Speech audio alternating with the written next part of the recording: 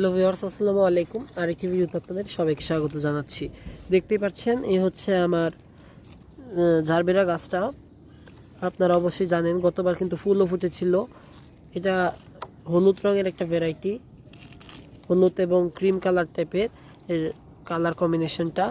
এটা সম্পূর্ণ হলুদ না, আবার সম্পূর্ণ ক্রিমও না, একটা মিক্সচার কালার। আর সাথে এখানে একটা চাল কুমড়োর গাছ হয়েছে। এটাকে আমি অবশ্যই খুব শীঘ্রই সরিয়ে নেব, তাহলে কিন্তু একটু বেশি পুষ্টি পাবে গাছটা। আর এর গ্রোথটা আলহামদুলিল্লাহ এখন কিন্তু বেশ ভালো। শীত এসছে পরে, আশা করি শীতের শেষ এর থেকে আমি ফুল পাবো।